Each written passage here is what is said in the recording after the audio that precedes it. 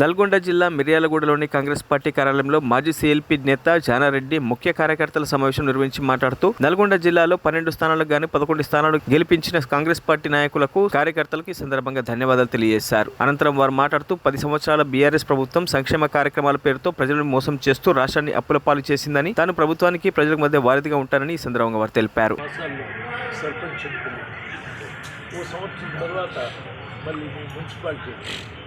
ఈ 3 ఎన్నికల్లో ఇదే సమన్వయంతో, ఇదే సమిష్టి కృషితో, మీరందరూ ఐక్యతతో ఈ 3 ఎన్నికల్లో కూడా మనం సాధించి ఆ స్థానాలని భర్తీ చేస్తే మీకు తగినటువంటి అభివృద్ధికి మనం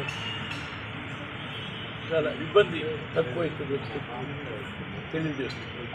అందుకని మీరందరూ కూడా సమిష్టిగా ఈ 3 ఎన్నికల్లో పనిచేయమని విజ్ఞప్తి చేస్తూ, 3 ఎన్నికల్లో తిరిగి కాంగ్రెస్ పార్టీని గెలిపించమని విజ్ఞప్తి చేస్తూ, ఆ తర్వాత సరే నేను మీ అందరి గతంలో అటు మంత్రిగా ఇతర వివిధ హోదాలలో మీకు దగ్గరగా సన్నిహితంగా ఉండే విధంగా మీరు నన్ను అభిమానిస్తున్నారు.